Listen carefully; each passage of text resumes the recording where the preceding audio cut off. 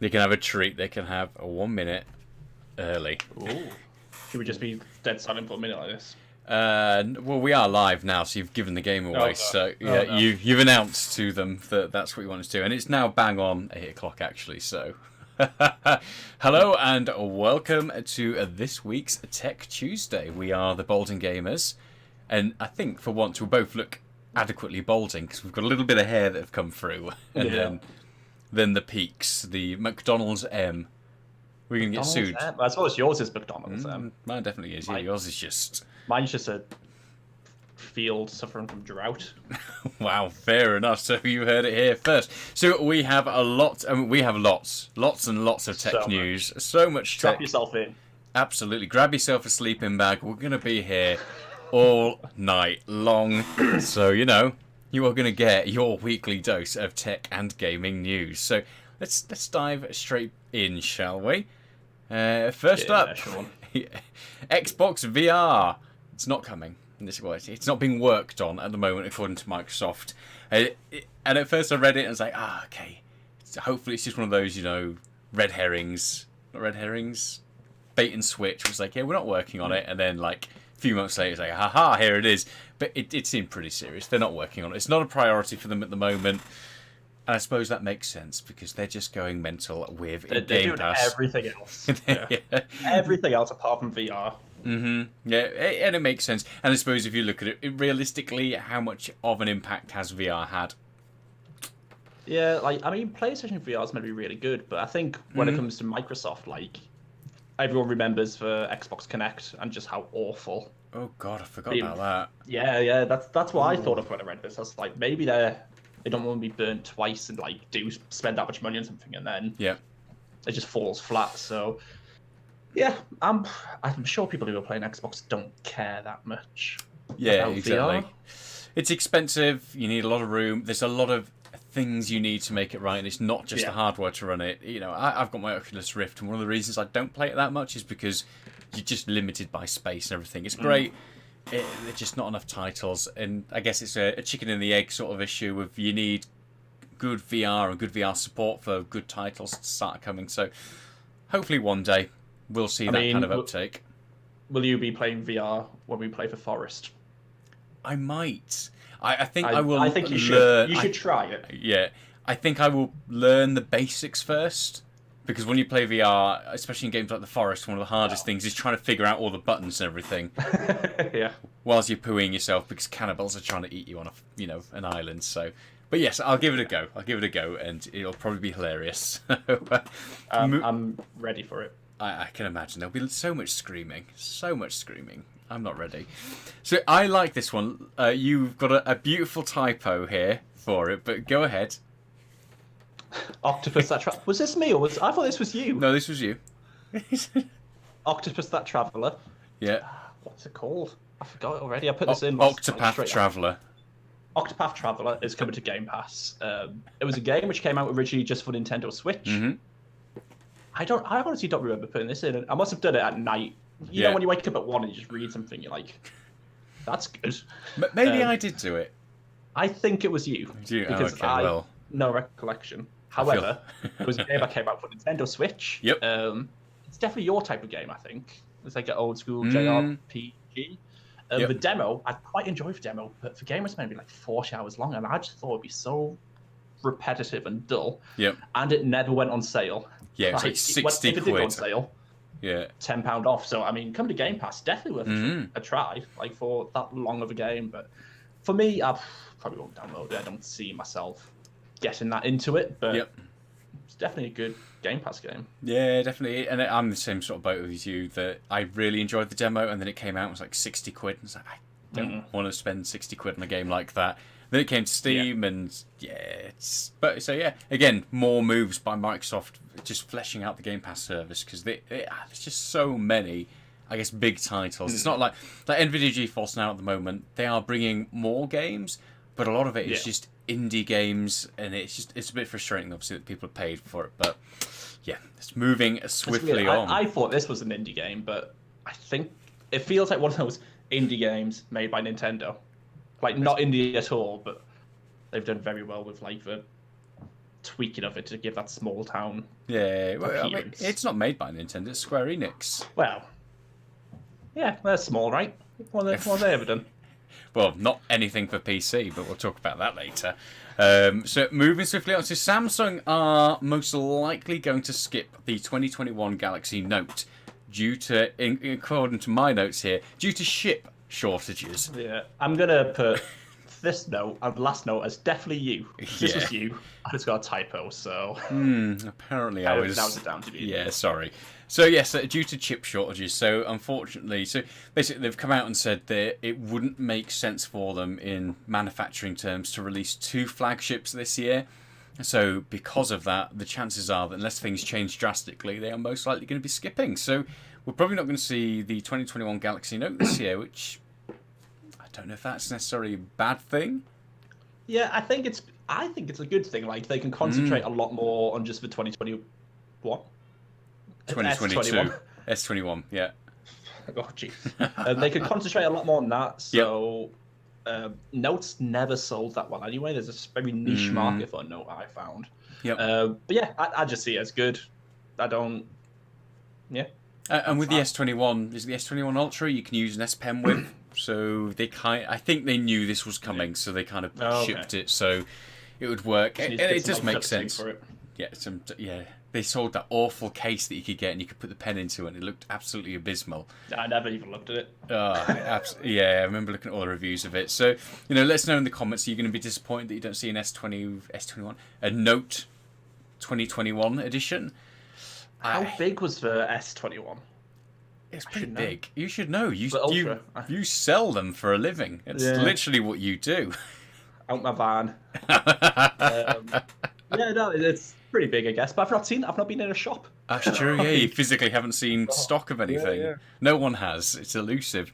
Yeah, so, and again, it just shows the massive impact that chip manufacturing and just the shortages that we are having at the moment are having, where you have a big company like Samsung and one of their flagship models that they could release it every year and they're guaranteed that it's going to sell pretty well, and they haven't sit there and go, well, it doesn't make sense. We won't be able to manufacture as many S21s or S31s or 22s or whatever they're going to call them next year. So crazy. Yeah. It's this whole chip thing is crazy. Like I was reading something earlier about. I haven't added to the list before I talk about it. I don't think I have. I don't have. No. About like PS5s and how it's gonna be like until at least Q3 because of the chip shortage. Yep. Like, just make some chips, people. It's not that hard. Yeah. It is when all the manufacturing of it is done in one single region, which is being hit by droughts, and they need a lot of water to make them. It's been done on my hair, is it? It's been done on your hair, yeah. You've got the old drought feel. So, yeah, it's absolutely crazy. It's, unprecedented. Absolutely mental at the moment, this. But I guess, it's like a perfect storm of just everything. Like everything. Yeah, everything all at once. Right now. You've got... It's great, but bad. Like everything which came out, like for the 30 series, AMD's version, which I don't know the name of, PS5, new Xbox, and then amazing, all this really good cheap stuff, and then it's when, you can't have any of it because... No, exactly. And even right down to phones as well. You look at something like the iPhone 12 was probably their strongest release in a very long time, and it's, apparently, according to reports, it's their best-selling iPhone in a very long time. Again, that just makes this whole issue so much worse at the moment. So, and it doesn't look like it's going to get any better for a very long time. So, stop releasing good stuff, everybody. Please stop. Just release some substandard stuff so we can buy it, because that'd be nice. So, moving on. This one doesn't have any typos. I did this one as well. Oh, sorry. So EA Play comes to PC Game Pass, finally. So it was really weird. Obviously, it was meant to come out, I believe, beginning of January, so you would be able to play EA Play on Game Pass, which basically means you get access to all of the EA games that are on their service as well. It just bolsters up the library. It was available on consoles. It was available for everything else. And it was meant to be available for PC. And literally on the day it was meant to launch, they pulled it. Didn't give any reasons why, didn't give any date that it was going to come through, and then it kind of got a bit of a surprise announcement. So, again, great news. If you are a Game Pass customer, you've now got a whole load of new games to play as well. It's really good. Get on all the Battlefields, all the new Star Wars games. Yeah. It's really good. Do you still have Game Pass? Have you tried linking them? No, I don't have Game Pass I've been anymore. playing with a few friends. Oh, I was playing with a few friends, and they really struggled to play EA Play via Game Pass. So they already had Battlefront 2, which came through with Epic a while ago, and it wouldn't load because of Game Pass and EA Play. Yeah. But Epic doing it through Origin, and everything just kind of didn't merge well together. So it's probably the reason really why it was delayed. Yeah, it's really good news, but I do think there's still bits which need ironed out from it. I guess that's probably the problem with PC in general, is now there are so many launchers. You know, you have Steam, you have Epic, you have GOG, you have Xbox. EA Play had their own thing as well. You had Origin previously. So there's obviously things to be ironed out in the background. And on the topic of EA Play as well, Star Wars Squadrons has now been added to it. So if you are looking for sort of like a space shooter, there you go. It's available. Is that VR as well? That is available in VR as well, yes. I think I'd get travel sick with that one. Yeah, absolutely. Like, yeah, you know when we motion play sick. Battlefront 2 and you do with ships, and even that, and I'm like, oh no. So yeah, wouldn't do that in VR, but I remember playing Elite Dangerous on VR a very long time ago, which again, similar sort of thing, and I accidentally, when I was trying to find my controls, I knocked the mouse off my table, so my cockpit was just in a complete spin, and it like almost paralyzed me with sickness. I was so ill after that. It was literally on the first day that I'd ever tried VR as well, and it was a stupid game to try. No. As my first one, that was absolutely ridiculous. Diving in the deep end there. Absolutely. Oh, horrific. Yeah, let's move on before I remember and throw up. So this next one, this is, literally the last video we did was on this, but GeForce Now gets a new priority memberships and more. So they've just had their GeForce Thursdays, so I'm glad to see they have continued doing that. You know, they said they were going to do a blog post every single Thursday announcing the new stuff that's coming to GeForce, and it's good because NVIDIA, they stopped doing it a while ago, and things just kind of fell apart because they just didn't bring any new services or anything like that. And it has its ups and downs. So the first things first, you can finally buy the monthly package. It's available again, so that's always a good thing. However, pricing has gone up. So if you're in the UK, it's now £8.99, and if you're in the US, it's $9.99. So that's up from $5 or £5 per month. So quite a big price jump. They've increased capacity as well in their most, I guess, overburdened servers. So the places that obviously have the biggest amount of traffic going through them now are able to cope with more. They've announced a new rollout for partners in terms of server capacity. So that's going to be in the likes of Australia, Saudi Arabia and Turkey. So there's going to be a much faster worldwide rollout, which is good. And they've introduced some de-jitter technology. No idea what that means, but basically they've said it will help to smooth out any sort of lag or anything, stuff like that. It's all going to be handled server side, so you won't see as much input lag and everything else. Literally sounds like someone's just went, oh yeah, we've got this the jitter. Just fix this stuff. You don't need to know for some. Fix it, guys. Which is fair enough, I suppose. At the end of the day, you can call it what it is, and I have no idea what that means. So yeah, I'm going to go with de-jitter. That works for me. So it's all good news, I suppose, because ultimately you can buy it again, you can have the monthly subscription. They've also said they're going to increase the amount of games that are getting added to the service by about 50%. It doesn't move it up by much because it was 10 games a week on average they've been adding, so it's going to go up to 15 games per week. So it's better than nothing, but yeah, no, it's still good. They certainly need to get more aggressive, because what we talked about in the last video was the fact that this new price point brings them dangerously close to Game Pass. So for like an extra $1 per month, you can have Xbox Game Pass. And I know that at the moment they are different in the fact that xCloud only works on Android devices, but Microsoft have said that in the spring it's going to work on iPads, iPhones, and also PCs. So once that lands, I don't know why you would stick. Yeah, I don't know why you would stick with GeForce Now. I mean, if you've already paid for GeForce Now as a founder, that's staying at the founder's price, which is good. So that's still going to be a $5. It all depends on how well it all works, I guess. Yes. Like Microsoft might bring out this whole, what's it called for Microsoft one? xCloud. xCloud, that might come out and just not work well at all because it's a cloud-based gaming software, and I imagine There's so many hiccups which you just can't test without global doing it. So GeForce Now is probably going to still doing as well as it does if Microsoft, which I imagine is a lot more rich and NVIDIA, they can fix their things a lot quicker. Judging how Microsoft's good as well, they'll probably buy GeForce Now. They're buying everything. So like they'll be like, oh, our xCloud's not working. Let's just get GeForce Now. Let's just do it. That'll be interesting. So, yeah, I guess it depends on your type of library you've got. So if you are locked into Steam and you're an achievement hoarder, and you try and get all of those, it kind of makes sense. You can stick with something like GeForce Now. If you're locked in at that old price point, then again, it's another reason to stick with it. Yeah. But with how aggressive Microsoft is being and the titles that are getting added, so you've got all the Bethesda titles. And one thing I brought up in my video, and I hadn't really thought about it until this whole price point issue came up. So Bethesda games used to be on GeForce Now, and obviously Bethesda were one of the publishers that took it away. It's like, no, we can't have our games on there because, we don't want to give you a reason, but you're just not doing it. But now it's available on, obviously, xCloud. There's surely got to be some kind of anti-competition thing that comes in soon. I mean, yeah, but like if Microsoft owns it, I don't understand these. Just think about the world at the moment is very much a case of anti-competition, and there's so many lawsuits are happening, and ultimately if they're there going, well, actually no, you come to our service because you're going to get.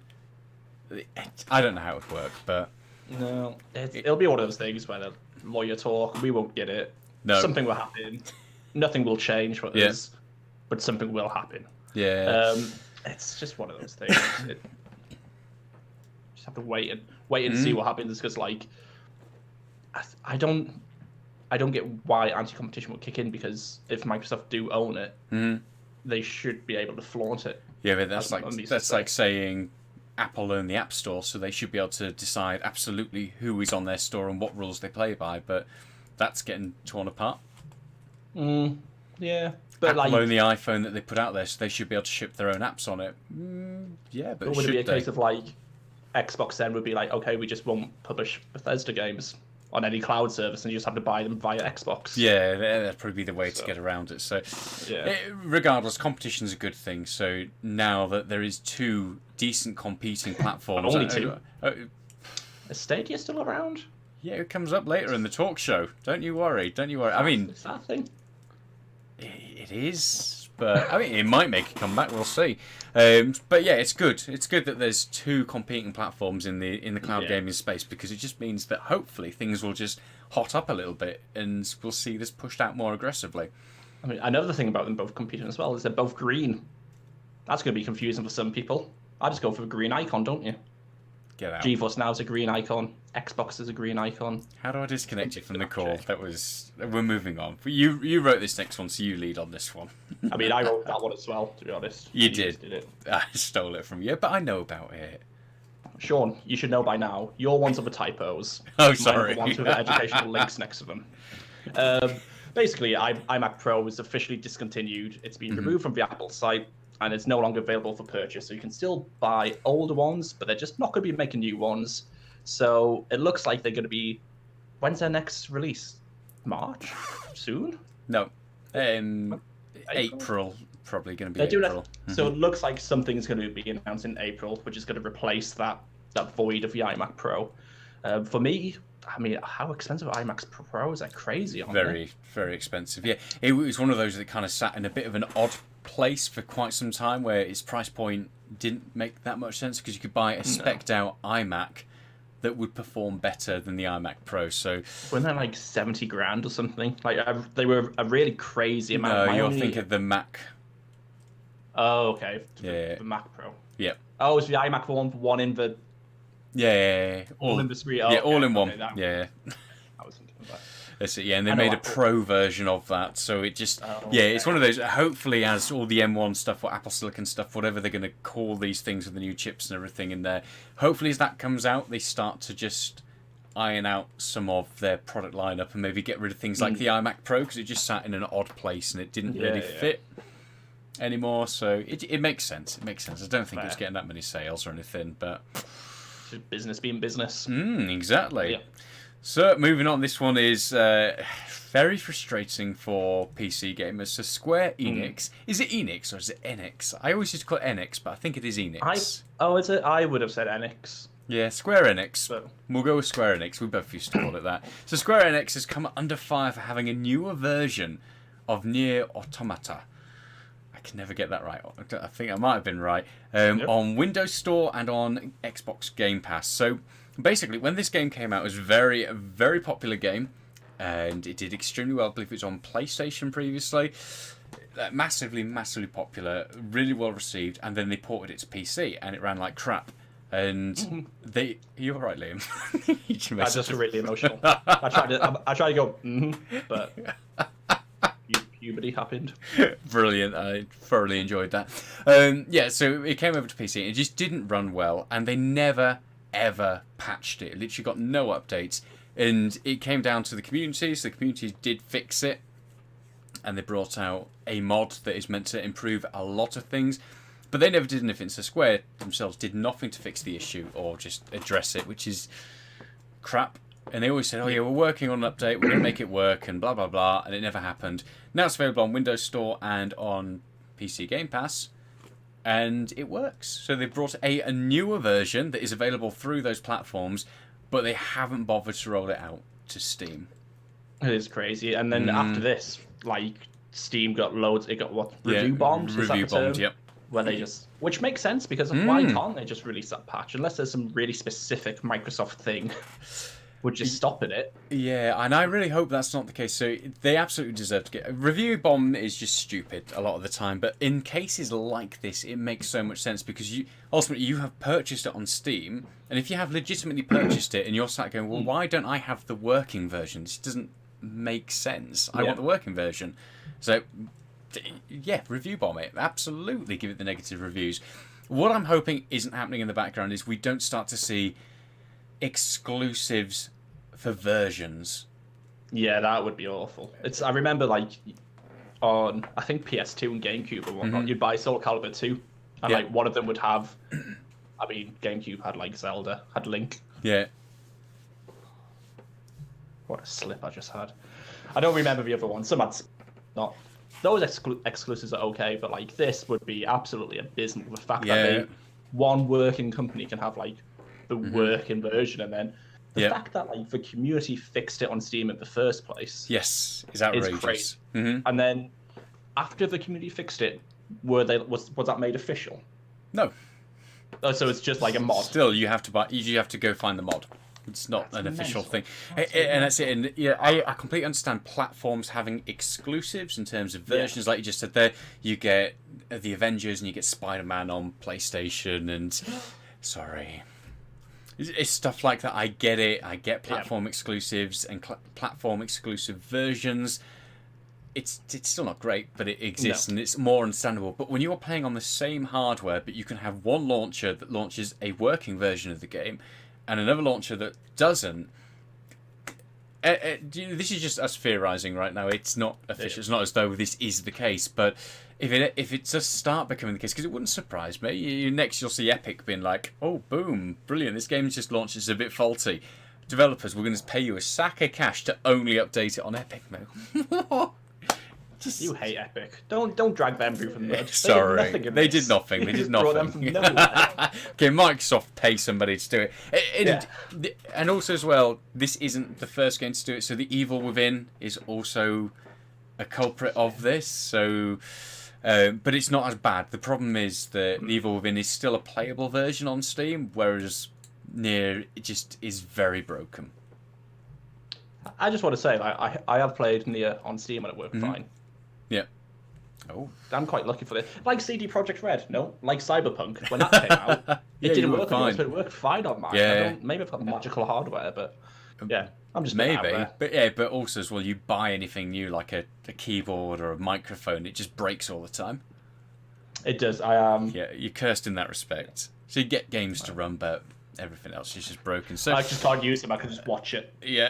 So let us know in the comments what your thoughts on that are. Have you played the game? Are you frustrated by this?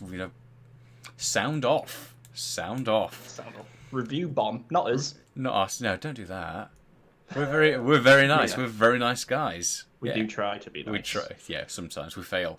So moving on, one of yours. Anyway, so we've talked about this a lot. We've talked about how Microsoft is just dominating PlayStation in nearly every sensible word apart from exclusives. It's just giving away Are you alright? Giving away free games.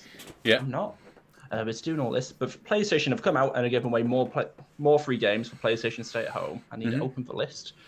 They're giving away 10 games, all coming out a week after week, and it's ending with Horizon Zero Dawn, which is pretty good. It's a really good game to get for free. And this is all for asking people to stay home, effectively, asking them to stay home, be safe, which is good. But I mean, it's 10 games. I'm gonna get the list. I do have it somewhere.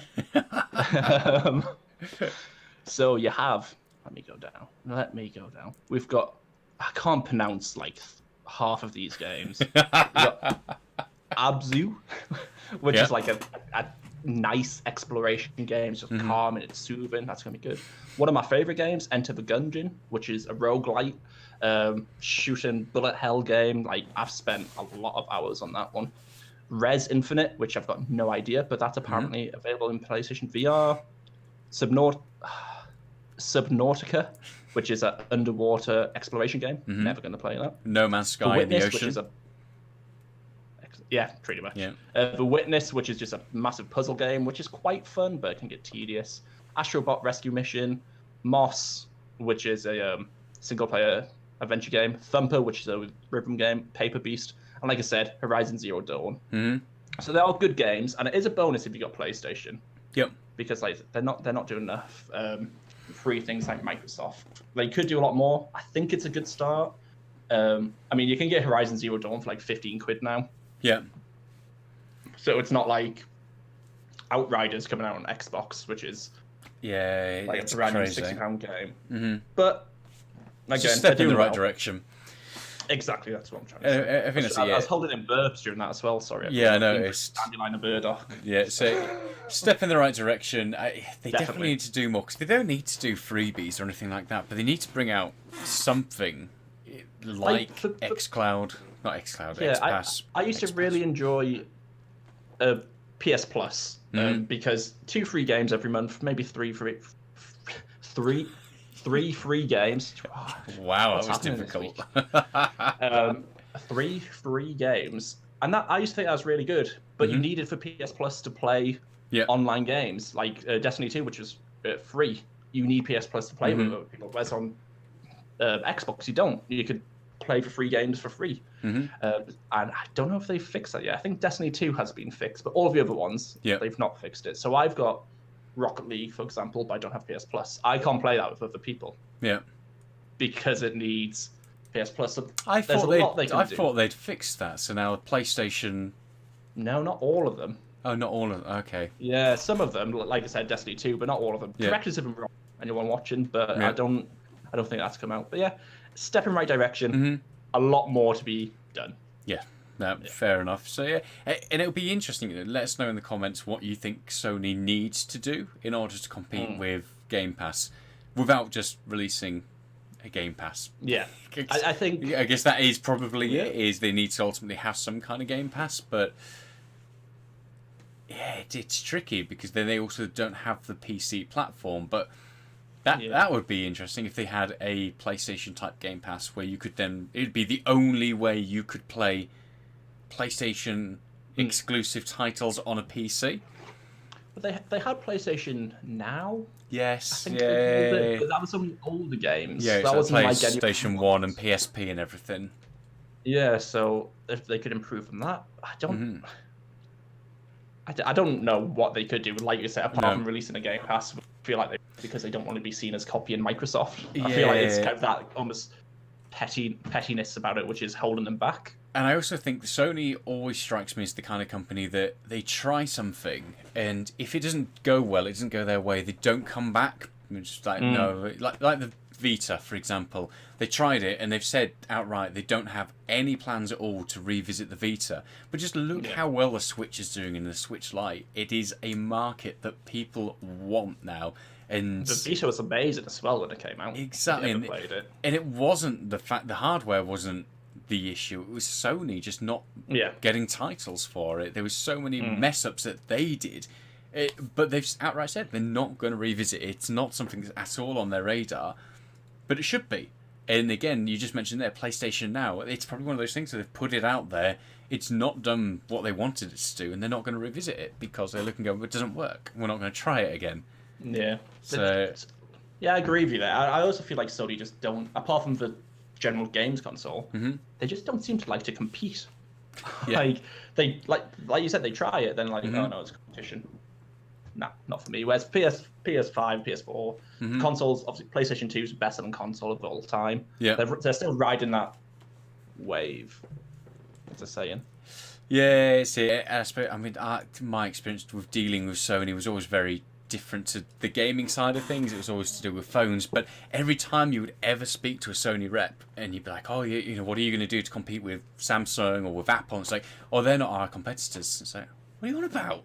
So, we're competing with like Xbox, or we're competing with this camera company. It's like, no, you're not. You are not competing. You might be in your little crazy heads, but you're ultimately competing. Your thing that you are is a phone, and then all those other bits are on extra. What are you doing to compete with these phone companies that are smashing you about all over the place? So, like saying that as well, Sony phones always had amazing hardware in it. Like the camera in Sony, it's great. They would try like the 21:9 resolution, but like apart from a good camera, people don't want that in a phone. Using your phone as an extra controller as a PlayStation is a good idea, but you need buttons to do that. It just doesn't work. They do exactly what you said. They just give up. Yeah, they're like, this they is do odd things. This phone's side business. I don't care about anything else. Yeah. But yeah. We went off on a big tangent there, so go on, people. Sony. Let's fix Sony. Or not fix it. I mean, they're still doing well.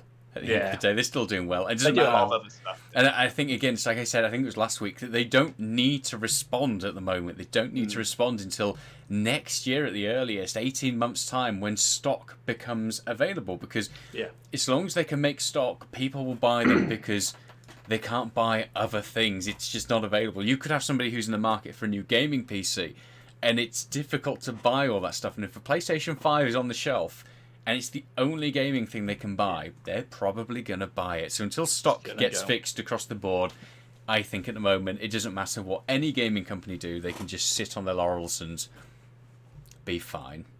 Yeah. Yes. Right, anyway, let's leave Sony alone because they've had a bit of an attack. This next one, I think is awful. I think it's pretty heavy compared to our usual light-hearted banter. Facebook is making an Instagram app for kids under 13. Yeah. Now, my girlfriend found this, and straight away I was like, where's the proof? Because she found it on BuzzFeed, and I was like, where's the proof? Give me the proof. She has sent loads of links of proof, so fair dues to her, but I get the idea of it. But to me, this is just it's a time bomb. All it takes is one paedophile. Like it's literally just like a bloody. I can't think of it. It's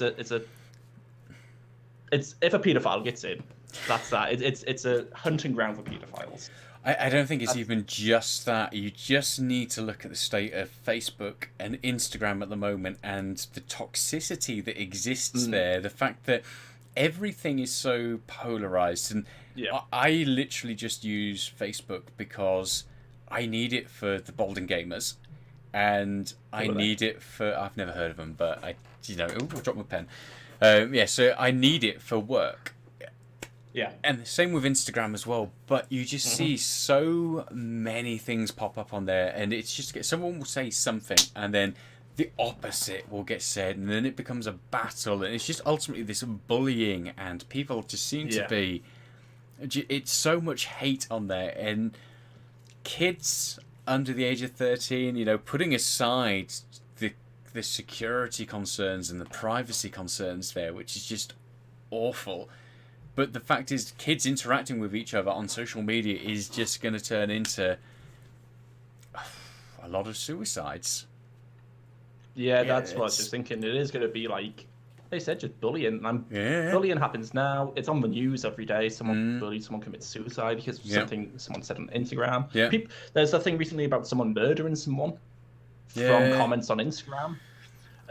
It's absolutely crazy. Like back when I was a kid, when Sean was a kid, he had to stay inside because of a Spanish flu. God's But sake. when I was a kid, like it's so different. Like we never experienced the growing up of that. No. Bullying in school, it wasn't that much like. I mean, obviously, I was very popular in school, so I never got bullied. But it wasn't an attack on someone's psyche, on their person. It was just beating someone up for being a dick. Yeah. Whereas this, it's gonna go deep. It's gonna cut people. I just think it's an awful idea. It really is. And as well, you know, Facebook, Instagram, they've all shown a lack of ability to police what happens on their platforms. And unless they're going to turn around and say, you know what, if they're going to launch it and it's going to be very, very heavily moderated, and I feel like they could make Facebook or Instagram better. They don't need to make a separate one and just have this horrible Lord of the Flies-esque situation of just kids going mental. Make Facebook better, make Instagram better, make it safer. Yep. So someone's parents can like monitor them. Yeah, exactly. Just parents, but it just needs something more. It's again, we don't know what's going to be like. Yeah, but absolutely. I can only see it as negative. I honestly can't see a good thing coming from it. And the fact is, at the moment, you type anything into your phone, and then suddenly Facebook's showing you adverts for it. And again, what's that going to look like for kids? Even if you're just talking about it. Yeah, and then it's like, oh, by the way, do you want to buy this? You know, we're going to get Facebook for Kids advertised to us next. Yeah, again. Yeah, just. Yeah, no, it's. Let's go on. It's a bit. Yeah, we'll move on. Yeah, but again, let us know in the comments your thoughts on that. You know, especially if you have kids, would you feel happy knowing that they were using a social network? And I mean, you have a child. You have two. Well done. I don't. Obviously, like your kids are both very young. Mm-hmm. How would you feel? I suppose it's difficult to say now, but how would you feel having like if Logan was 10 having Instagram? I don't know. I genuinely do not know. I suppose on the flip side, you've got it. You could say, well, at least they're on Instagram for people their own age, so it should hopefully be more moderated. But I can't. I don't like the social media side of things, regardless, because they're just so poorly policed. Yeah. So we shall see. We shall see. So yeah. Moving on to something a little bit more spooky. So Phasmophobia for a smash hit early access game. Did you like that? Well done. So now they are updating it so ghosts can now touch players in their home. So they're releasing like haptic feedback, like gloves and stuff. But they're not. They're releasing the support for it. But that could be amazing. How scary would that be? Initially, Phasmophobia was terrifying. Until you I think learn we've it. got over it now. Yeah. We've got over it. We've not, though. We say that. We learnt it, and still, the amount of times I turn around and was like, where's everyone gone? Why are they in the van? Why is everyone trying to escape? I think that's more people we play with. Oh, true. That's true. It's got to a point, I think, especially for you and I, where... What are you on about? You're always in the van. You're always leaving me. Billy Big Balls. No, I normally try and leave you to die, though. And it works. But yeah, it could definitely add a spook factor to it. But there's so many other things they need to add to the game instead, especially in VR. The VR was all. But they have improved the last update. You can choose the difficulty of any level, which is what we wanted from the beginning. I do think it's lost a lot of its steam. It does need something massive. It needs scarier ghosts. It needs more. You need to be able to do more stuff once you die. For one, it just needs a bit more stuff. Brilliant. I've narrowed it down for you guys. More stuff. Okay, there we go. But yeah, it should be interesting if you are playing in VR and you have the kit already. Then having this ghost suddenly touch you. The only problem is when the ghost ever interacts with you on Phasmophobia, you're dead. You're dead. By the time it touches you. So I guess if they're doing it so it's like going to tap you and do weird things like that, then that'd be really creepy. But in Phasmophobia, like when the ghost whispers in your ear, it's horrible. It's actually really horrible. Yeah. So it could do things like it walks by and just nudges your shoulder, and you're like, oh. I'd have to wear a nappy. I couldn't play that without a nappy on. I don't think. Oh, brilliant! So, this is an interesting one. I'm going to throw this out to people who are watching. Do you play Phasmophobia in VR? Because you're a brave person. You're very brave. You're brave, and you don't get motion sick because that is true. Watching you doing VR made me feel sick. I don't know about. Yeah, your head was doing 360. Oh. Yeah, when I first played it, and my character was just going all over the place. So, oof. Oh. Moving on. Horrible. I'm glad you wrote this one down because I'm annoyed I wrote it because I knew this was going to happen. Yeah. I apologise. Andre? That? Yeah. There's a Z in it. Yeah. Okay. Andre Sawatsky. Maybe. We'll take it. The lead gameplay designer of Cyberpunk 2077 has left CD Projekt Red. Not much more has been said about it. Mm-hmm. He's just left, and I feel like it's probably all down to how poorly Cyberpunk has done.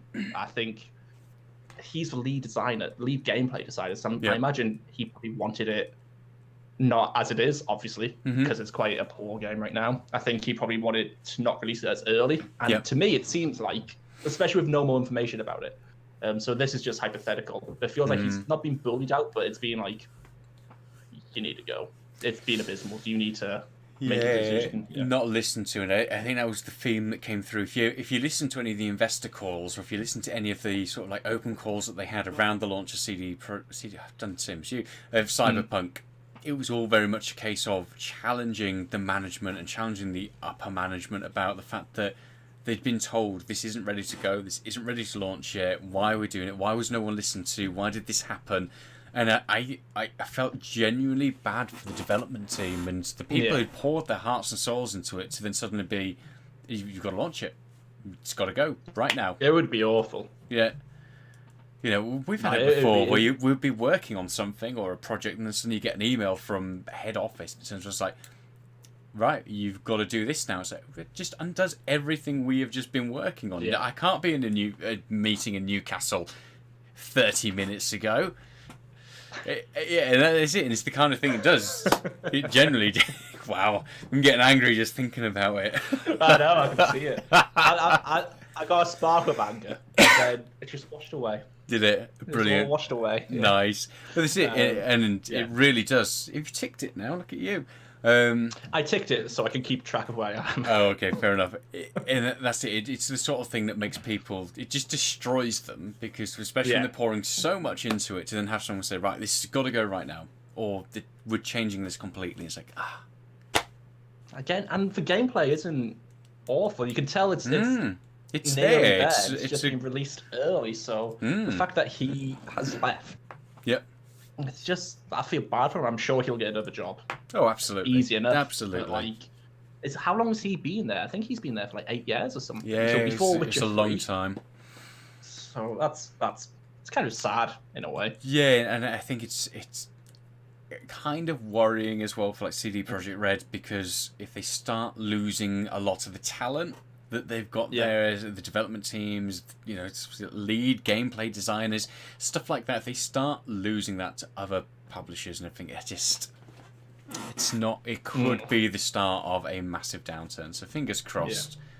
Because they've already released 5 games. They not don't a massive have that amount. games under their belt, so they could just collapse and disappear. That's that. They've released one of the best games of all time, apparently, but that might not be enough. Exactly. So I'm sure Microsoft will buy them. So moving on, Resident Evil Village is coming to Stadia or Stadia. I always pronounce it wrong. Stadia, isn't it? Yeah, Stadia. I say Stadia. I say Stadia, but it's Stadia, and I always get pulled up. Yeah, sorry. Sorry, let's get back on topic. So yeah, Resident Evil Village is coming to Stadia on May 7th. So this is quite interesting, the fact that, see, we talked about Google earlier on, and it's not that long ago that they announced that they were basically scrapping their own in-house development teams and publishers and everything, and it very much seemed like Oh, okay, here we go. Here's the end. That's the beginning. Yeah. That's it. Google, we know what you like. They bring something out. It can be gaining traction, and then it's like, we give up. No, we're not playing this anymore. And they announced at the time when they got rid of the publisher side of things, it's like so they could concentrate on getting good third-party titles and everything. True to the words, we've done it. So Resident Evil is coming out on the exact same day as it comes out on PC, PlayStation, and Xbox. So pretty exciting stuff. I mean, when I first read this, I was very confused because I read it, I was a bit sleepy. I was like, Resident Evil 7's already out. Why is this big news? Yeah. I just got confused by the game. I just read it. I was like, oh. I did that. Okay. And the amount of times I typed it as Resident Evil 7 when I was trying to write the article earlier on. And I was like, why do I keep doing this? This is just wrong. So, yeah. I mean, this is kind of exciting for me as well. We were discussing it earlier, so I was looking at the minimum requirements for Resident Evil 7. 8. Village. Resident Evil 8. Village. And my processor is the minimum spec. And I've never had that on a game before. I've always been pretty averaging. So I might have to get like Stadia to play it. Or upgrade my PC, but I don't think that's going to happen with you're not going to be able to. We've talked so much about. And with your internet, I don't think you'll be able to use Stadia. Google. No, probably not. No. I'm saying that GeForce Now worked really well. True. Like surprisingly well, and that's not an online game, so I think it could work. Potentially, I guess. But we'll never know. We'll see. I mean, I'm not going to get Stadia for it. I'm just put that out there. Yeah. It's not happening. No, definitely not. And I'll probably not get the game until it's like £10. But it's good because we mentioned it's good that there's competition because the more competition in cloud gaming, the better the features are going to get, the more games are going to be coming over, and the more people will be getting used to it as well. Because the last thing that we need is for something like Stadia to collapse, because once that happens, it's only a matter of time before all those customers will potentially go, I'm not going to get invested in another cloud gaming service because that one's gone. Why would I bother? It's clearly not the way forward. So, yeah, fingers crossed they keep on pushing things forwards. Yeah. Let's not lie. Neither of us are going to... We might both end up buying it, but we'll play it for like half an hour to an hour and then be like, I can't. It's too spooky. Too scary. It's horrible. Yeah. Is this one going to be in VR as well? There's been nothing announced for VR. I don't think. And if it has, it's most likely going to be PlayStation exclusive, as always. Like Resident Evil 7 was PlayStation exclusive, and it never came. Was it? Yeah, never came to anything else. Oh, that's weird. Yeah, it was for a year. They had a year exclusivity on VR for Resident Evil 7, and that ended, and it just never happened for any of the platforms. So. Very bizarre. Yeah, very upset. I say upsetting, but I don't think I could have survived. Would have done. No. I would have died. So yeah, moving swiftly on. So this one, I mean, we've been joking about things a lot tonight. This particular joke. So Microsoft is in talks to buy Discord for more than $10 billion. Again, this is we nearly didn't put this in because it is just like hearsay right now. It's nothing concrete, but it seems to be on so many different news websites where it's probably going to happen. What I find really interesting about this is Discord has recently been trying to say we're not just for gamers, we're just a messaging thing. We're not for gamers. We're a general conversation, messaging, just communication app. Whereas I feel like if Microsoft buys it, it's going to go straight back to just gaming. Gamers. It's just because Microsoft has Skype. Yeah, it's got Microsoft Teams, so it's got professional, it's got home life. It needs a gaming one. Yeah, and this would fill that void. Makes sense, and it's got all the streaming side of it built into it as well. So it might be their way of getting back into Mixer. It was Microsoft Mixer, wasn't it? Yeah. So maybe it will be kind of a bit of a foot back in the door of they can do a bit of game streaming as well. So it could be an all-around, I guess, social media type platform for gaming, for streaming, for people to be able to talk, and for cross-play as well. So if you're playing on your Xbox and you want to be able to talk to people in a group on a PC, you can be able to do that. It makes a lot of sense. Think of that. Yeah. You know, when I look at the bigger picture, at first I saw it and was like, I don't know what to do with it. And just as you're talking about it, then actually social media side of it and streaming side of it, it makes a lot of sense for them to do it. So I guess we shall see. At the moment, it's all hearsay. But the more I think about it, the more makes sense. Yeah, absolutely. And yeah, you wrote this one down. I have looked briefly into this one, so I'll let you go on it. Oh, it's simply what it is. Xbox Live's just changed the name to Xbox Network, so there's no difference. It's just changed the name. But again, it's hinting of things to come, effectively. Yeah, but they did talk a little bit more about it, so they are still going to have things like the Xbox Live Gold type thing, where Xbox Network is more about your free-to-play, so it's all about the network as a whole, and then if you have your free-to-play titles, you'll be able to do that. Things like your updates that come through to it will all be served through Xbox Network. Things like cloud saves and stuff like that. So it's all going to be about when you're hooked up to the internet, everything that gets served to you is going to be part of the Xbox Network, but then you can also subscribe to get your Game Pass or your Xbox Live as like an other tier of that. So it helps to, I guess, differentiate it, whereas at the moment, I guess there's a bit of confusion. Yeah, fair. So it's more of a branding message than anything else. So as you start seeing that coming through, that's the reason why. They're just trying to get their branding straight. Yep. This next one is interesting. So AMD says no to limiting mining on their GPUs. So Nvidia have tried to, I guess, win public perception with gamers and stuff like that by bringing in a limit on the GTX 3060, which stopped you from mining past a certain point for Ethereum. They then accidentally broke it, like beta drivers. It's been hacked, even though it's unhackable.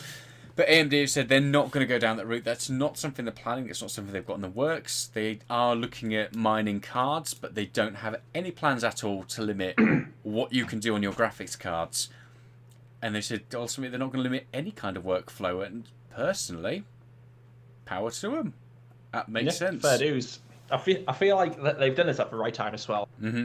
Everyone saw through NVIDIA straight away. Yep. No one was like, "Oh, that's really good, NVIDIA. Well done." Everyone's been like, "Yeah, you dicks! Like, we know what you're just making money. You're getting a mining card. You're making a gaming card, and like it's not worked at all." So AMD to come out and do this, fair dues to them, because again, like you're buying something, you're spending that money. You should be limited by a made-up wall, effectively, to stop you from being able to do it. So, like you said, fair dues to them. Yeah, Did you say fair dues to them? I say more power to them.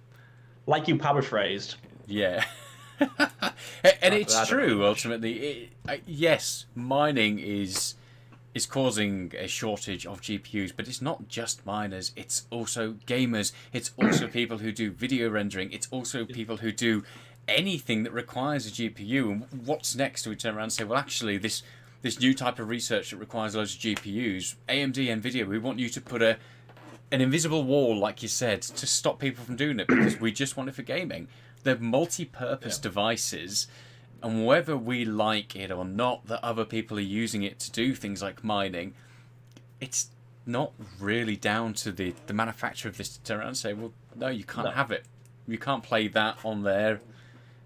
The only thing that annoys me about things like that, everything you describe, I don't care about buying it for mining if they're just using it for mining. I would rather have it to game with. But again, the only thing that really annoys me is scalpers. That's the only thing. But that's not for like a gaming company. I think NVIDIA said, "Oh, hopefully it'll stop scalpers" or something like that. But nothing is going to stop scalpers. No, it's going to happen. So fair dues, AMD. Thumbs up.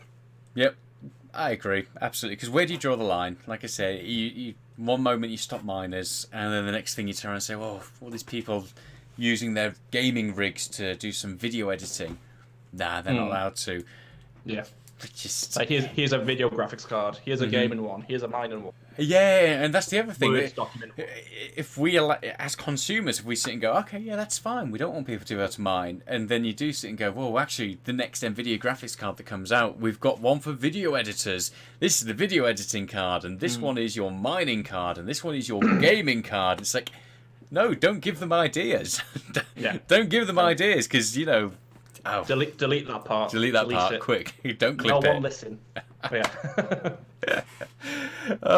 Moving on. So this one's quite interesting, actually. So Apple is apparently developing a framework for HomePods, which would allow for included screens and cameras. Now, I saw this and I thought, well, that's an iPad. But it makes a lot of sense. But also, as well, it doesn't make sense. So... you look at Amazon's lineup and Google's lineup, you can buy your little tiny Alexa speaker, and you can buy a big Alexa speaker, and you can buy one with a screen, you can buy one with a small screen, you can buy one with a tiny clock screen.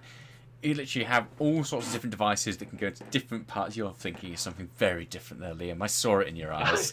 Sorry. I just liked how much you pronounced clock. Like there's deliberation on it. Yeah, there really was. So yeah, you can get a different type of device for all sorts of different things. So it absolutely makes sense that Apple would be looking at that, because at the moment you have the HomePod, which has been discontinued, and the HomePod Mini, and to be able to make different devices absolutely makes sense. You know, people want to interact with it. I think it's a good idea. But I think.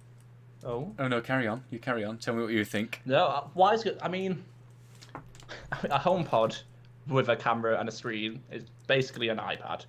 Yeah. However, I think it's a good idea because there is, again, working in the phone business, a lot of old people that have iPhone SE, they know how Apple works. Yep. So if they had like a HomePod with a screen and a camera, and they could use that, especially at times like this when people are locked in, they can't see people. If they could just be like, press one button, call their family, I think it's a good idea, depending on cost. Yeah, exactly. And I think, again, we mentioned, the iPads already exist, but then the entry-level iPad doesn't have great sound quality. So if you have HomePod quality speakers with a screen built into it, so you can see your notifications that come up, you can see if you're wanting recipes and stuff like that, be able to interact with it more. You could maybe watch a YouTube show or Apple TV. There's another thing, Apple Fitness as well. There's loads of things that they can. Do you think this is going to be Apple TV? See, I've got it in my head. It's going to be very much like the Amazon one, which is about that. No, because the Amazon do a 10-inch one as well. Is that not just a tablet though? No, they do. Like, Did they actually have it? Yeah. Literally, like I said, there's pretty much a form factor for everything. Oh, I thought it was just like an alarm clock sized one. No, they do the alarm clock size one. They do the mini alarm clock size one. They do one that is like an iPad but with much bigger speakers built into it. So it would, cool. Yeah, so it would make sense. You know, you think you've got all these different services that Apple are offering up. The thing that makes me think that it's just not going to come to anything is they just discontinued the HomePod. Why would you discontinue it if you have plans to follow it up? I just don't understand. I suppose it's all size wise. Like if someone's got a home to get like a big one with a screen on, that might be too much room, I guess. So you can get like one with a screen on, 2 HomePod minis, have surround sound. Yeah, maybe. I don't trust Apple in developing things because I'm still waiting for that full charge pad thing. So I think this is a really good idea, but I want to see it before I do anything. I think it's good. I think it is good if they do it, but we'll see. And I hope that it does start coming out, because they need to do something where they push forward the HomePod stuff and the home automation thing as well, because they literally got to a stage that they brought out Siri and it's like, oh wow, this is great, this is revolutionary, and then it hasn't really improved. And then they brought out all the HomeKit stuff as well, where it was all about home automation, and nothing really then got pushed past that. So if they could bring out a whole speaker set that was a decent budget, that allowed people to get into it and choose the form factor that worked for them, that could be good. I think it could be really good. I hope it does happen, but again, I'm not holding my breath for it. No, exactly. So yeah, let us know in the comments, would you like, I guess, an Apple-made Amazon selection? Because that's basically, hopefully, what we'd get. Yeah, it is. I've always said price, but like for Amazon are cheap. Yeah. Like for Amazon Echo right now it's on sale, but it's £30 for Echo Dot. It's crazy, and all the other hardware that you can get. Like they are good. They are good quality. So, I don't think Apple will release anything. No. Less than 100. No, I wouldn't so it's going to be very decided on the cost. If it's amazing, I don't think I'll even get one if it's amazing, depending on the cost. Again, we're just theorizing. Yeah, hypothesizing, theorizing. Oh. We're using some big words now, people. Yeah. You're into the danger zone. So yeah, only time will tell. And this kind of brings us on to the next one. So apparently, all the leaks that have recently been happening, especially, so we had John Prosser, I think is his name, has just shaved his eyebrows off, so he's going to fit in with you, Liam. So Big Apple Handsome guy. leaker. He reports on Apple rumors and Apple leaks, and he basically said that the Apple event for this month he was 100% certain on, and if it didn't happen, he would shave his eyebrows off. And obviously, it's not happening, so he's shaved his eyebrows off today. And apparently, this is all part of Apple's way of weeding out the leakers, because there have been the past 12 months we have had so many set in stone announcements and set in stone devices that are coming that don't show up. And the suspected thing is that Apple are basically announcing different things to different employees and different teams that are working on things, seeing if that leak then ever makes it to the public, and when it does, they just go, right, bam, Liam over with the HomePod team clearly leaked this because he's the only one we told it to. It's very clever. It comes straight from one of Aesop's fables. So well done, Apple, for reading Greek mythology. But I like it. It's clever. I think it's a... I've got no issues with it. I find it quite funny, but...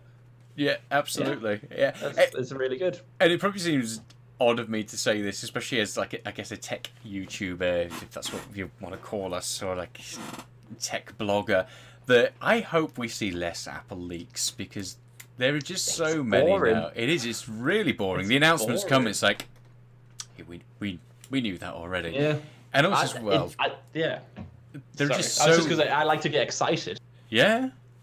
No. It's like you wait for the talk, and like you said, it's boring. Yeah, like iPhone 12, iPhone 12 mini. Yeah. Here's what it looks like. Here's the spec, and here's the new thing it's got on it. Oh, I've pretty much got it already. So to have like completely like when the M1 chip was that leaked that much? We knew it was coming. Yeah, we knew it was coming, but we just didn't know what was going to happen. But also, there are so many things. It's like, oh, this new leak's happened. Literally every single day, my YouTube feed is filled with Apple leaks and Apple rumors and what this means for the industry. And to be fair, we've stopped doing that for the most part. Yeah, we'll occasionally do a roundup of everything that's happened, and we try to keep them to a minimum now, because at first it was interesting enough to do it, and we definitely gained enough traffic from it, but they've just gotten to the stage where it's like, oh great, we would literally have to do one every other day to keep up with it all. I wonder if it's us though, because we're now actively searching this stuff out. Because like beforehand, I didn't really care, because I wasn't.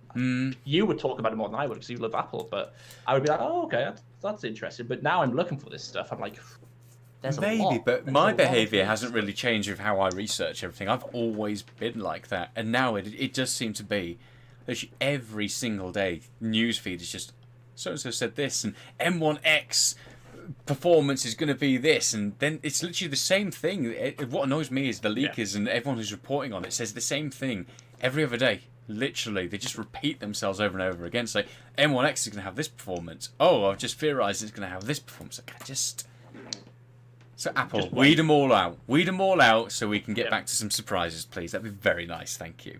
And speaking of Apple, which isn't nice for Apple, class action lawsuit has been granted against Apple for their, I won't use the word that I used to describe it, their butterfly keyboards. Oh, those butterfly keyboards. So anybody who is in the know about Apple and their Macs and their laptops knows that Apple had 4 years of abysmal keyboards, which had no key travel and so many faults. Basically, if you got a tiny bit of dust under there, it broke the whole keyboard and it just ruined it. Now, there are, I guess, extended warranties. So Apple have made like a repair program which lasts for a very long time for these keyboards. But the problem is you have, there's so many horror stories that I've read, and when I've spoken to different people where they've had to have the machine replaced 4 or 5 times, and those people who are using it for business are anything like that, to sit there and go, right, okay, my keyboard's packed in again, I need to package up my device that I need for work and send it away and wait for it to come back, and ultimately just get the same device back with the same crappy keyboard. Yeah. So yes, a class action lawsuit has been granted against them. Ultimately for users, it's not gonna do much for them. They'll get like 20 quid. But it's more against Apple, and they need that kick up the arse, because in my opinion, they should just make it right. They should exchange, and I know people probably flay me alive for this, but they literally should. If you have a butterfly keyboard device and you can show that you haven't just bought it off eBay as a second-hand thing, you bought it as a brand new device from Apple or from a partner or whatever, they should exchange it for a newer Magic Keyboard device. Yeah, and I suppose like the fact that Apple have changed their keyboard shows they. I mean, even this, but they're missing their mistakes of how bad Butterfly keyboard was. Exactly. So I don't know if they should get it like exchange for newer, whatever the next Magic Keyboard, like you said. Yeah. But there surely there's a way to just change the keyboard. It would involve redesigning. It'll be yeah, it'd just be absolutely crazy. Yeah, there'd have to be a redesign or something like that. So. But they should absolutely make it right. People who have bought these, I bought the 15-inch MacBook Pro when I think it was the second gen that I got, and the keyboard was so unreliable. In the end, I sold it at a massive loss and waited, and then I got the 16-inch one when it came out because it had the new improved keyboard. But again, that's one example of somebody who's lost out on a lot of money because the device it wasn't up to scratch because of that keyboard. And it's absolutely something that Apple should be making right for people. But how they do that, who knows? Will they do that? No, of course not. But no. Yeah. So we shall see what happens there.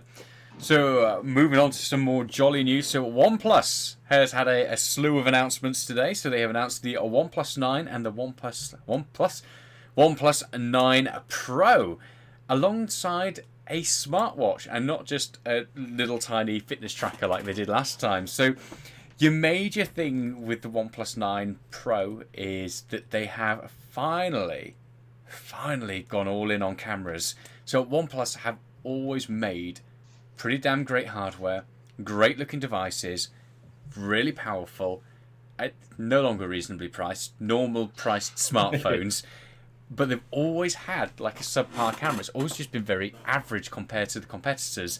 And this one, according to all the reviews, is great. And that's because they have paired up with a world-renowned camera company, Hasselblad. Them. So yeah. OnePlus right now remind me of Huawei 6 years ago. Oh, that's ominous. Yeah, so Huawei, I remember they were always there, and they were always like I guess your more budget friendly type stuff. And then they had their exclusive partnership with Leica, which was again camera brands that was all tuned with them, and it was a big shouting point. And from there on, the Huawei phones got so incredibly good with cameras.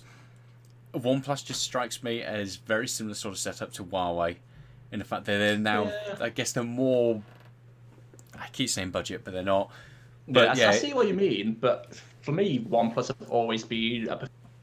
I think for good cameras, the icing on the cake. But from personal experience, people who are buying OnePluses honestly don't care about the camera too much. Yep. They want the phone for RAM. They want it for the hardware. They know what they're getting when they get a OnePlus. Again, I'm talking a couple of years back. I've not sold them for quite a while, and they have changed. They were a lot more reasonably priced. They are just a general phone price right now.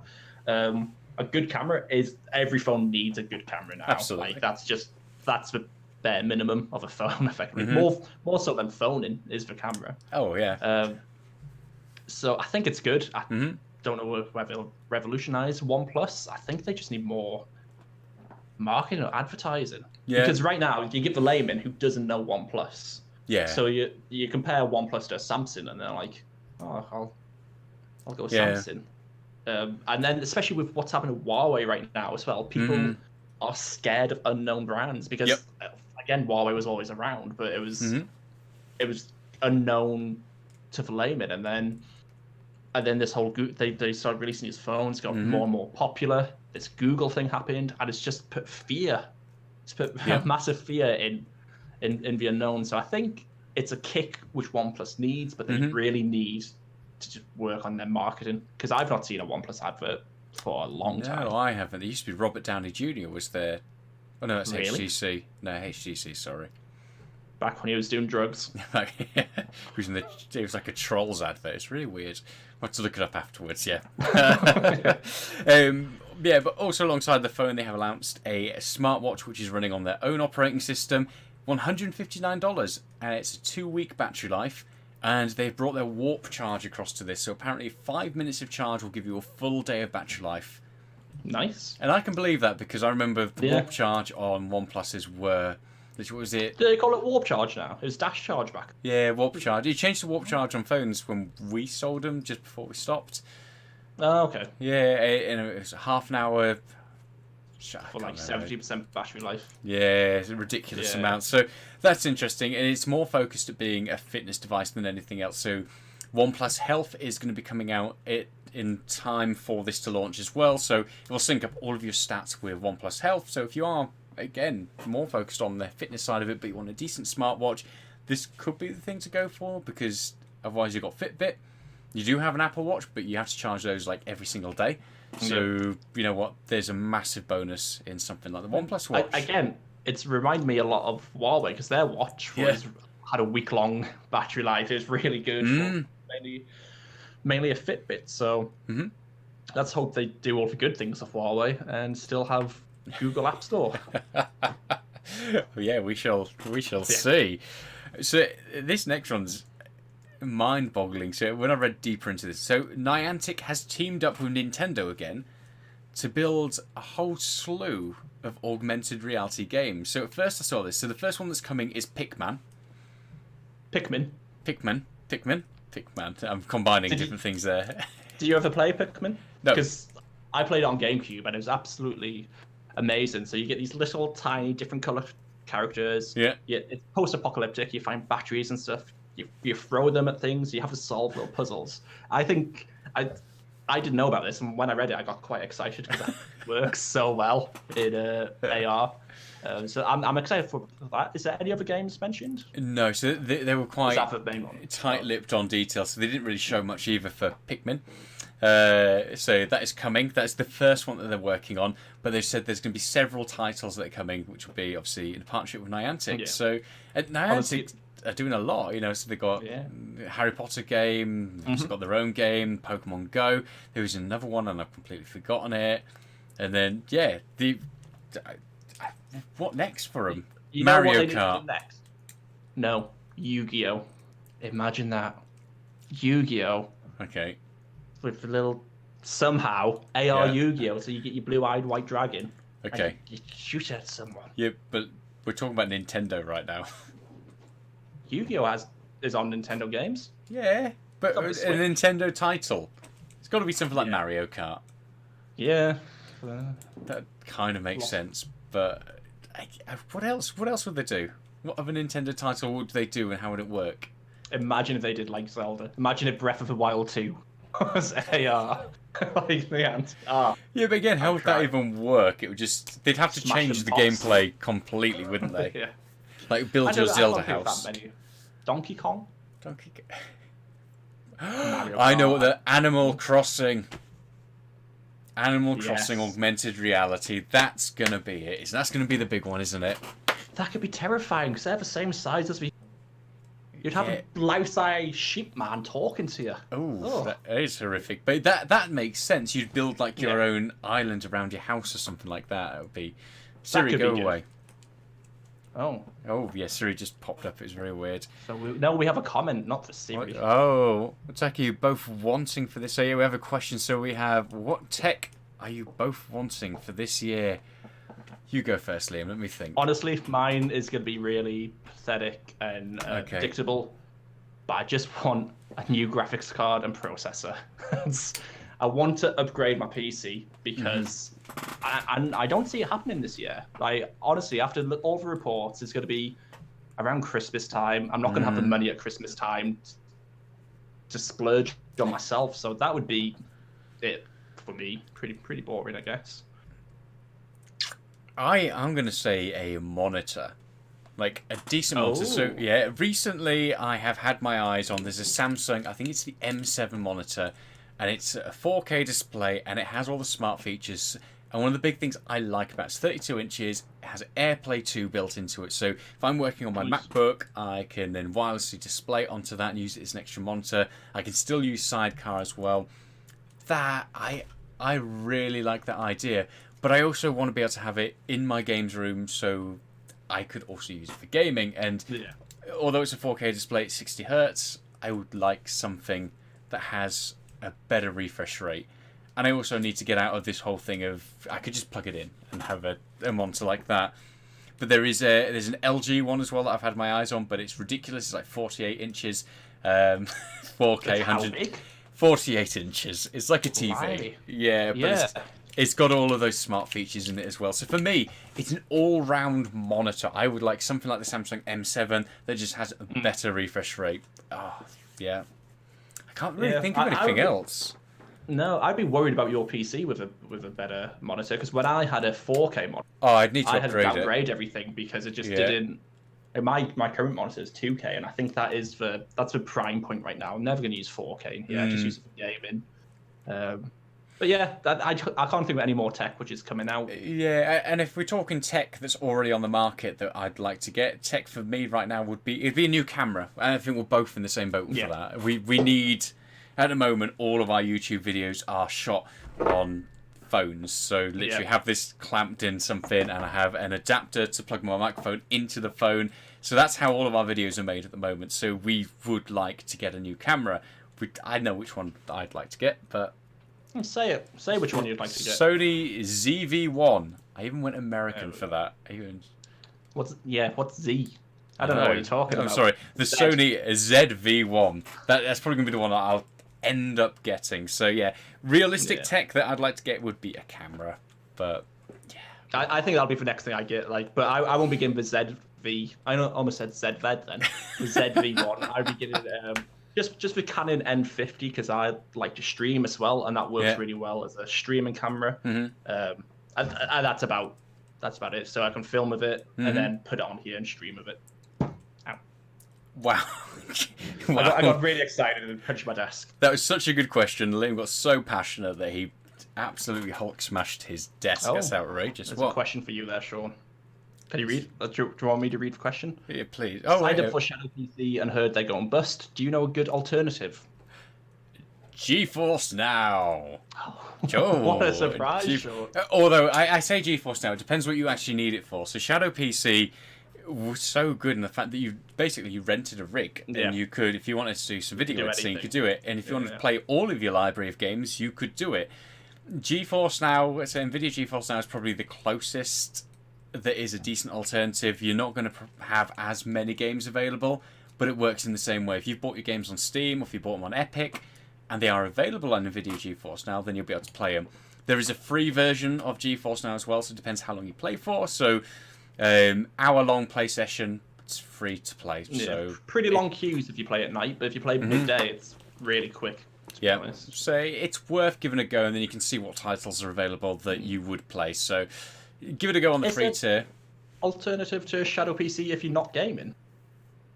Like you said, if you're using it for video editing or just general. Probably. Using it as a PC. Yeah, I know you can. It depends. Or it depends what you're doing. So if you were video editing, there are definitely render farms and stuff like that you can use. So there are services out there for it. But if it's for gaming, I'd say GeForce Now is pretty much the only thing at the moment. And then obviously Microsoft Game Pass in the future. Yeah. Once it comes to more services and stuff like that, so. Fair dues. Fair dues. Why are you getting the questions before I do? That's weird. Oh, there's another one. His PC's on his way out. Need a PC in the company. So again, it's kind of what we just said, I guess. So GeForce Now for gaming. You say render for video editing? Editing? Yeah, there's render farm stuff. But yeah, GeForce Now is going to be the thing to use until you can get your hands on some decent hardware. But it's pretty much the only alternative. Obviously, you could use Google Stadia.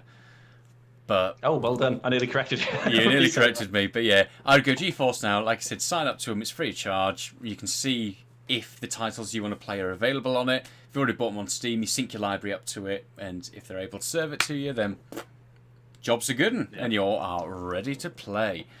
Yeah. So, and then talking of games, I'll let you... You're more excited about this than I am. So. Dying Light 2 is coming this year. Wow. Or is it? Excited. Or is it? We announced it too early again, guys. So, what I don't get, so they had, Techland said, they had an announcement that they were going to have an announcement with some more news about Dying Light 2. And I was like, yes, brilliant. We'll hopefully see some gameplay footage, find out a bit more about it. And there was like 15 seconds of gameplay footage shown off. And they said, they gave us the same old things. They announced it too soon and blah, blah, blah, blah. They've learnt some lessons. It's a very ambitious project, but it is coming in 2021. And that was pretty much it. They also then finished it off with, we're going to have some more news coming later on as well. So, I mean, I hope they are. I feel like they're not going to burn the same end of the candle twice. I feel like they're not going to do a mistake. They're not going to do a mistake twice. I'm trying to say. I don't know sayings. Yeah, it wouldn't make sense to announce literally the week before and be like, we announced it too soon, we're really sorry, and then the week after be like, it's coming in 2021, and then not do it. That'd be crazy. Yeah, I think it will be coming out. I'm excited for it. Like we both said, we think it'll be a good game. It's just they need a date. They need to not be like it's coming 2021. They need to be like August. There we go. Yeah, but yeah. We'll see. I just hope they've not made the same mistake twice. I hope so. I was really hoping. I kind of expected it was going to happen, that they were going to announce it, show off a trailer, and then say it's available for pre-order, and it's coming out next month. I mean, 15 seconds is bad news. 15 seconds of footage is a bit. Come on, guys. I really thought that it was going to be like a surprise announcement type thing. Like we've learned from it, and here it is. The fact that they even did an announcement for the announcement is like, what? Why? Why bother? Yeah. Just come out with what they had to say, and it would have been, because they hyped everybody up. Everyone got a bit hyped. It's like, yes, finally, we haven't heard from them for so long, and then suddenly it's like, great, thanks. Awkward. Yeah. Oh well. I mean, let's wait. Let's wait and see, because we'll both get it eventually. I feel like our gaming team will probably all get it, because if it's like the first one, I played the first one solo. But if I'd love to play it as a group, and it's one of those action games where we would all get properly involved. Yeah, definitely. If it lives up to the first one, then I will be happy. I will absolutely be happy about that. So we shall see. Something that I'm absolutely not looking forward to. So Resident Evil RE-verse is entering. What's RE? Do you know it? Because Resident Evil verse. Basically, yeah. Is it another typo? No. That's it. Is it? Oh. Yeah, exactly. It's going into open beta from the 8th of April until the 11th of April. It's the game that nobody asked for. It's literally. What is it? It's the the competitive shooter type thing. We talked about it before, and it looks a bit. No wonder you've repressed the memory, and I completely understand. Is it like Metal Gear Survivor? Can you remember after they got rid of Kojima? Okay, yeah. Konami got rid of Kojima, and they're like, "Oh, this is a." Not the rest. Sorry. Yeah, basically, it's a battle royale type thing where there's like 3 versus 3, and you take over different characters, and then you all fight to the death, and it looks awful. It looks like the trailer they showed off looked abysmal, like absolutely awful. And I don't understand why they keep doing this. It's like Capcom have this thing. It's like we need some kind of online persistent game that we're going to be able to go back to, and it must be Resident Evil. It absolutely has to be Resident Evil, because they did it with Operation Raccoon City, and then they had that, I can't even remember what it was called now, but another Resident Evil online shooter game, which was again set in like the Resident Evil 2 type thing, and then they had the one that came out with Resident Evil 3, and everybody was furious because it obviously took away from the development side of things. And now they've announced this. They announced it around the same time as they did Village. And it was like, why? No one wants it. No one's playing these games. And they're awful. Every time they do it, they are awful. I don't think Resident Evil should do it. I think Resident Evil should stick to their single player, maybe co-op player games. Yep. But I think there's a market out there for not a battle royale, but like a big open world map. Maybe there is other players. DayZ. I'm describing DayZ. Yeah. That's what I'm thinking of. Like killing zombies, stuff like that. Yep. You can team up, have to team up. But I'm just 100% describing DayZ, so get that instead, guys. Yeah, but that's it. And that's all they need to do with Resident Evil, is literally be like, right, we've got a big not open world necessarily, but you're in Raccoon City, and you're going to start somewhere random within Raccoon City, and you've got a group of players. Off you go. You've got to go, I guess, whatchamacallit, Left 4 Dead. But in Resident Evil, third-person type thing. And you could even, they seem to want this competitive side of it. You could just have it, it's like they've got Umbrella Corps that are coming in to kill you. So you've got to find your way out. They're hunting you. And if they find you, they're going to kill you. And you're trying to escape. But everyone's up against the zombies and stuff like that. There we go. Fixed it, Capcom. Yeah. That would work better. Just something big. We don't need a battle royale. No one's asking for a No. competitive shooter Resident Evil. It's not. No, it's yeah. Let's go on to the next one. Next I think, one, yeah. I'm This is a excited good for this. one. You'll say I'm very. Oh, Yeah. So I talk about Apple leaks and ruining everything, but this one has been not necessarily leaked to death, but rumored to death. So the new Nintendo Switch is apparently going to be launching with an OLED display, a new NVIDIA chip with DLS support, which is basically deep learning super sampling for AI upscaling. Now this is something that's already present in things like the NVIDIA Shield TV, and it apparently works magic. In all the demos I have seen and all the videos I have seen, it does an incredible job of upscaling. So it's meant to be coming at a higher price point, so starting from probably anywhere between the region of $350 to $399, but also as well when it's in docked mode, it'll most likely output 4K to your TV. It just sounds good. I'm excited for it. I didn't want to be. Yeah. Come on, Nintendo, just keep me away. Mm-hmm. But they're dragging me back. Like, I think if this everything it promises to be, Yeah. this is going to be great. Exactly, and it doesn't need to be an absolute powerhouse, because that's what everyone's always like, oh yeah, but Nintendo don't do a powerhouse device and stuff like that. And so it doesn't need to be, because if it's using things like DLSS, then that is going to upsample everything. You know, it works incredibly well on the new graphics cards, and the fact that no one plays in native 4K, they're all upsampling it because the AI is doing such a good job of making that image look incredible. And if you're doing that on a Nintendo Switch, then actually you're probably going to be able to pull off so much more. The other thing that came out with this as well from one of the leakers who was apparently very familiar with the case is that it's going to launch with a lot of titles. With a lot. That's good. Because when lot. the Switch came out, Yeah. Breath of the Wild. Mm-hmm. That's it.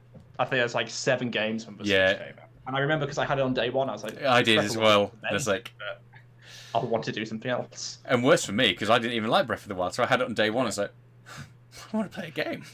And then Binding of Isaac was meant to come out with day one, and it didn't. And I pre-ordered that like as soon as it was announced, and that was disappointing for me. But if this comes out with a lot of games, and it'll have the Nintendo backlog catalog actually. Absolutely, so, yeah, it's going to have will everything. it? Oh yeah, true. But yeah, most likely it's going to have everything that's already out running better. It almost like launch a Breath of the Wild 2. I could imagine. I think that'll probably go on both platforms. To be fair, I think it like the Wii U and the Switch. Yeah, and I suppose again, if it's using the DLSS, it might just be a case of it's literally the same game, but it uses that chip to upsample everything to make it look great. All the cloud games that are available for it, so like Control or Resident Evil 3, is technically hidden away somewhere. Oh my god! Whoa! Liam's writing things to me in notes. Yeah, he's corrected. Brilliant. So yeah, I'm excited for this. I think there needs to be something different because we're seeing games coming out and they don't run. Just sometimes they are jittery, and you know look at the gameplay for Pokemon Arceus, and I know it's obviously a Game Freak game, so they don't optimize, but there are games that are coming out like Apex Legends. It shouldn't be on the Nintendo Switch. It just shouldn't be there. No. So no, it's. This is good news. I'm excited again. Yeah, so back end of this year, in time for Christmas, it'll be another games console, another gaming thing that you're not allowed to buy because there's no availability of it. The Switch was hard enough to buy, and that wasn't at a time of massive shortages and massively high demand for everything. So I think, unless you pre-ordered, you didn't get it, didn't you? That's how the Switch worked. I was really lucky. I remember I was at work, and I don't know why I even decided I wanted one because it just wasn't on my radar at all. And I was like, I think I'd been looking at an article. I was like, oh, actually, that would be quite fun. I want to do this. I am very impulsive. And I searched around. I was like, you can't buy them. They're out of stock everywhere. And Argos just got a delivery that day. And I was like, I'll forget what. I got it. And it's a midnight release at game. Okay. But I got confused by what midnight meant. As in, it said midnight at this date. Oh, like okay. The 17th. Yeah. And I was like, oh, so it's the 18th. Like, that's what I thought. And then I got a phone call from a colleague we both used to work to, like, where are you? I was like, comes out tomorrow. He said, no, it's tonight. So I literally ran at 11:30 through the city, got there, got in the queue. I was knackered, got the game, walked home, and I was like, brilliant, I'm going to go to sleep now. Could have picked it up tomorrow. But That's that. Let's end on that story. Let's end on that story. So, no, that is absolutely everything. So thank you very much for watching. As always, if you have any questions, throw them down in the comments below, and we will do our best to pick those up. We'll be back again, as always, next Tuesday, 8 o'clock, with some more tech news. We don't seem to be able to catch a break. It's either nothing, like no tech news, or all of the tech news. They need to split it up a bit more for us. So tech and gaming companies out there, because you're all watching this, and you've all got your free advice today. Sony, we've taught you how to fix stuff. Phasmophobia developers are bringing stuff to their game. Yeah. Just spread it out a bit for us, please. It'd be great. But in the meantime, stay safe. We'll see you soon.